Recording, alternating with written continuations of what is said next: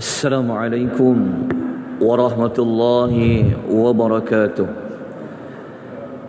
Innal hamdalillah nahmaduhu wa nasta'inuhu wa nastaghfiruh wa na'udzu billahi min shururi anfusina wa min sayyiati a'malina. Man yahdihillahu fala mudilla lahu wa man yudlil fala hadiya lahu. Wa ashhadu an la ilaha illallah wahdahu la syarika lahu wa anna Muhammadan 'abduhu wa rasuluhu, amma ba'd. Muslimin dan muslimat rahimani wa rahimakumullah, tuan-tuan dan puan-puan yang Allah rahmati lagi Allah kasih sekian. Alhamdulillah, pagi ini kita dapat meneruskan tadabbur ringkas surah Yusuf, yang mana kita akan baca ayat yang ke-80. Ayat yang ke-80 ini sebenarnya adalah ayat yang berada pada babak yang terakhir sekali dalam surah Yusuf, iaitu babak yang kelima. Babak yang kelima ni mengandungi 5 adegan. Bermula daripada ayat yang ke-80 sehinggalah kepada ayat yang ke-101. Dalam nota sampai ayat 79 saja Jota bercetak, insya-Allah minggu ni saya usaha untuk siapkan. Baik, kita mulakan membaca ayat yang ke-80. Moga-moga boleh nampak ya tulisan di TV kiri dan kanan tuan-tuan dan puan-puan. Tak nampak, nanti kita beli yang besar lagi TV. Baik, kita bacakan ayatnya untuk kita mendapat pahala membaca satu huruf daripada huruf-huruf Al-Quranul Karim. Kita masuk pada bulan-bulan haram, maka pahalanya lebih banyak daripada bulan-bulan yang bukan bulan haram, maka perbanyakkan amal soleh. A'udzu billahi minasy syaithanir rajim. فَلَمَّا اسْتَيْأَسُوا مِنْهُ خَلَصُوا نَجِيًّا قَالَ كَبِيرُهُمْ أَلَمْ تَعْلَمُوا أَنَّ أَبَاكُمْ قَدْ أَخَذَ عَلَيْكُمْ مَوْثِقًا مِّنَ اللَّهِ وَمِن قَبْلُ مَا فَرَّطتُمْ فِي يُوسُفَ فَلَنْ أَبْرَحَ الْأَرْضَ حَتَّى يَأْذَنَ لِي أَبِي أَوْ يَحْكُمَ اللَّهُ لِي وَهُوَ خَيْرُ الْحَاكِمِينَ. Kita lihat terlebih dahulu terjemahan ayat yang ke-80 untuk kita mendapatkan maklumat sambungan tentang kisah anak-anak Nabi Yaqub ini. Maka apabila mereka telah berputus asa daripada mendapat pertolongannya, mereka ini merujuk kepada siapa? Merujuk kepada 10 orang anak Nabi Yaqub. Dan kalau masih ingat, ayat ini adalah merujuk kepada mereka sudah hendak kembali ke Palestin setelah mereka masuk membawa adik mereka yang paling kecil, iaitu Bunyamin. Kenapa mereka berputus asa? Kerana kalau kita baca ayat sebelumnya, mereka telah cuba merayu untuk melepaskan Bunyamin dengan digantikan dengan salah seorang daripada mereka yang 10. Namun Nabi Allah Yusuf, iaitu Al-Aziz, tetap dengan pendiriannya, tidak akan mendengar sebarang rayuan. Jadi mereka telah berputus asa. Berputus asa dekat sini bukan berputus asa sikit-sikit, tapi sangat berputus asa. Macam mana kita tahu ayat ini bermaksud mereka sangat berputus asa? Kalau kita lihat ayat tu ada perkataan falamastai'asu. Istai'asu. Kenapa digariskan tu? Okey. Kalimah berputus asa ni sebenarnya asalnya dia adalah berdasarkan kalimah yaisu. Ayat asalnya adalah yaisu. Tetapi kenapa dalam ayat tu ada perkataan istai'asu? Maka kata para ulama, dalam ayat itu ada 3 huruf yang ditambah daripada huruf asal yaisu. Jadi dalam bahasa Al-Quran ya, kalau ada huruf yang ditambah akan menambahkan lagi makna. Perkataan asal yaisu, tapi kalau ditambahkan lagi huruf seperti huruf hamzah, sin dan juga ta, kan ada istai, alif, hamzah, sin dan ta, maka kata para ulama dia membawa kepada makna yang lebih tegas. Lebih tegas tu membawa makna apa? Mereka sangat berputus asa. Lepas tu kalau kita hanya baca terjemahan, kita akan kehilangan perkataan sangat tu. Banyak berputus asa. Tapi kalau kita belajar, kita dapati ada huruf yang bertambah, maknanya pun bertambah. Okey. Mereka buat apa? Mereka mengasingkan diri.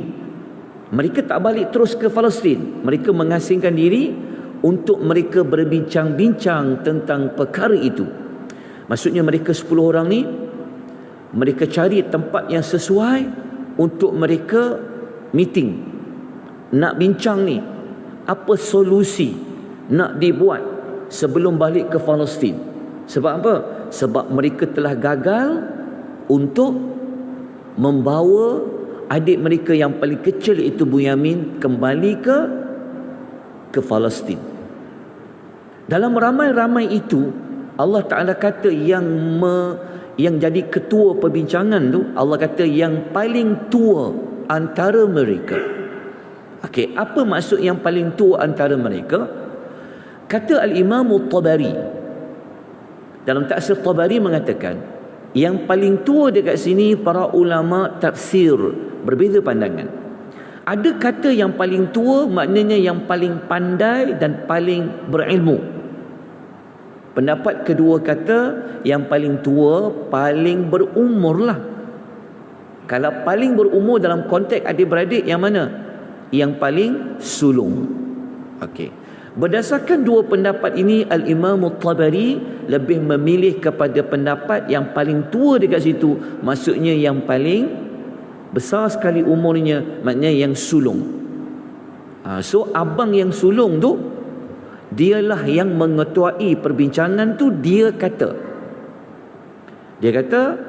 bukankah kamu telah mengetahui bahawa bapa kamu telah mengambil janji daripada kamu yang dikuatkan dengan nama Allah. Okey, perbincangan ni yang pertama, mereka telah mengingatkan antara satu sama lain. Yang sebelum ini mereka pernah apa? Mereka telah pernah buat aku janji. Mereka bersumpah dengan nama Allah lagi. Dan mereka telah menjadikan Allah sebagai saksi. Mereka janji dekat bapa mereka bahawa mereka akan pastikan Bunyamin itu selamat untuk dibawa kembali. Tetapi apa yang telah terjadi sekarang? Okey, mereka ingatkan dulu tentang janji. So apa moral dia? Pelajarannya kita akan ambil nanti pada di hujung. Kemudian abang yang sulung ni menyebutkan perkara yang kedua. Dan dia kata, dahulu kamu telah memungkiri janji dan sumpah kamu terhadap keselamatan Yusuf. Perkara yang kedua yang menyebabkan mereka berputus asa ni, beban sangat kepala ni, mereka telah mengulangi sejarah. Mereka tidak dapat membawa Bunyamin seperti mana mereka pernah dulu meninggalkan Yusuf. Kan? Mula-mula janji, Lepas tu kisah lama berulang kembali.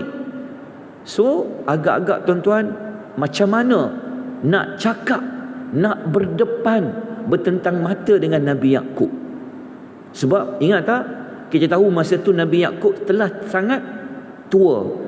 Macam mana emosi, perasaan Nabi Allah Yaqub kalau dia mengetahui bahawa anak dia seorang lagi dah tak ada? So agak-agak tuan-tuan macam mana nak hadapi? Tapi ingat, situasi pada kali ini 10 anak Nabi Yaqub, mereka telah berubah menjadi baik.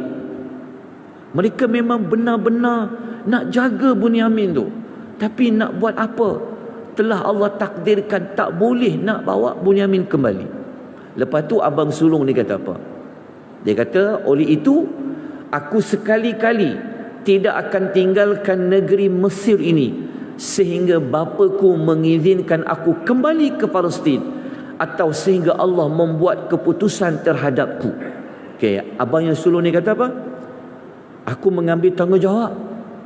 Aku tak akan tinggalkan Mesir ni. Kuranglah balik. Aku tinggal kat sini. Selagi mana ayah tidak mengizinkan aku balik, aku tak akan balik.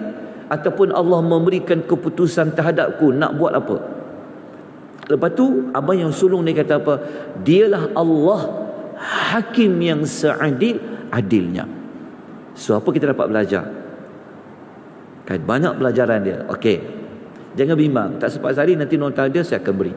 Okey, pelajaran pertama kita dapat belajar dekat sini, kita dapat lihat bagaimana peranan anak paling sulung dalam keluarga. Betul tak? Sepatutnya anak yang paling sulung, dialah sepatutnya yang paling ke depan. Dialah yang akan menyelesaikan mana-mana masalah di kalangan adik-beradik. Tapi kalau sulung pun tak nak ambil peduli, susahlah. Patutnya sulung dialah yang kena jadi ketua admin WhatsApp group. Adik-beradik, apa-apa masalah, abang sulung ke, kak yang paling sulung ke, dia kena ke depan. Ini kita dapat belajar daripada kisah pada ayat ini. Nombor 2, dalam apa-apa perkara yang berlaku, buat apa? Syuarat, bincang. Jangan buat keputusan seorang-seorang. Bincang nak kena buat apa. Jadi mereka pun, kita baca tadi kan, mereka pun mengambil jalan, mereka bincang. Tak ada siapa tahu masa tu. Mereka 10 orang duk bincang.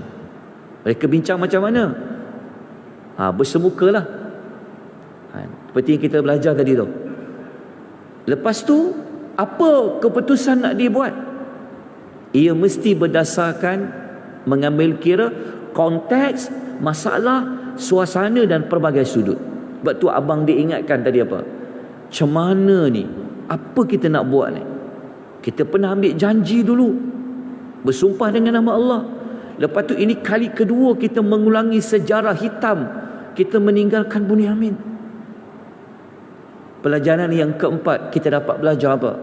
Penekanan terhadap amanah sesuatu janji. Betul tak?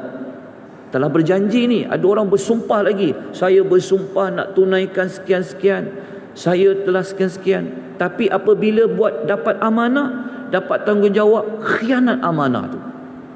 Tapi anak Nabi Yaqub, mereka tak khianat. Mereka tak macam jaga Yusuf dulu. Mereka memang betul-betul jaga Bunyamin. Sebab tu mereka sanggup tukarkan seorang, asalkan Bunyamin dapat bawa balik kembali. Jadi kita dapat belajar daripada ayat ini macam mana pentingnya suatu amanah perlu ditunaikan. Ada ayat Quran sebut tentang menunaikan amanah. Begitu juga kita tahu hadis Nabi SAW, salah satu daripada sifat orang munafik, apabila diberikan amanah dia khianat. Jadi penekanan terhadap sesuatu amanah daripada satu perjanjian perlu ditunaikan. Okey, pelajaran nombor 5 kita dapat belajar bertanggungjawab di atas kesilapan yang berlaku. Jadi apa tanggungjawab yang anak Nabi Yaqub buat?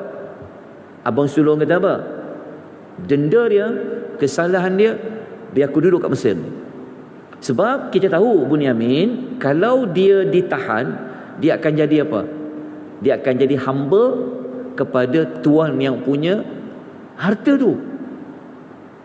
Jadi abang dia mengambil tanggungjawab di atas kesilapan mereka. Sebenarnya mereka bukan sengaja pun, tapi di atas rasa sifat bertanggungjawab tu, dia pun seorang nak tinggal, yang lain balik dulu. Okey, supaya apa? Moga-moga kalau Bunyamin tu dihilang kat mana? Dia bukan hilang, dia duduk di Mesir. Seolah-olah macam dia boleh pantau apa yang berlaku dan sebagainya. Ini sikap positif yang kita belajar. Kita buat salah, kita kena bertanggungjawab. Bukan nak tuduh siapa, bukan nak salah tunding jari kepada orang ini, orang ini. Bertanggungjawab. Pelajaran nombor 6, kita dapat belajar Allah adalah sebaik-baik hakim, Al-Hakimin. Okey, Al-Hakimin di sini dia merujuk kepada nama Allah Al-Hakim ataupun Al-Hakam.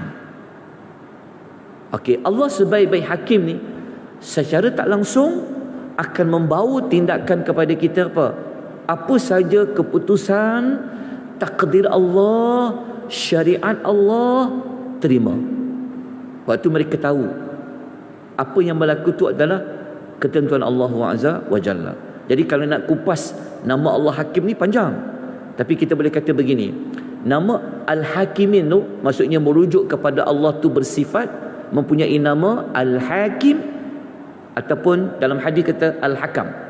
Sebab tu kalau tuan-tuan cari dalam Quran ya, nama Allah Hakim, Hakim, Hakim ni banyak, hampir dekat 100 kali diulang nama Allah sebagai Hakim. Hakim ni pertama merujuk Allah ni sebenarnya dialah penentu, pembuat kepada mana-mana syariat.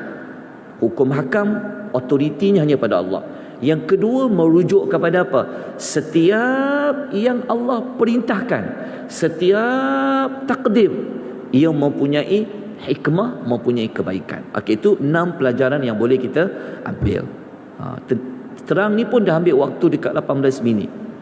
Okey, satu ayat. Baik, kita baca lagi ayat nombor 81. Boleh tuan-puan ya? InsyaAllah. Baca ayat nombor 81. Irji'u ila abikum faqulu ya abana inna banaka saraqa وما شهدنا إلا بما علمنا وما كنا للغيب حافظين. Okay. Ayat 81 ni adalah lanjutan daripada usul anak yang paling sulung tu. Cuma namanya siapa? Wallahu a'lam. Kita tak tahu.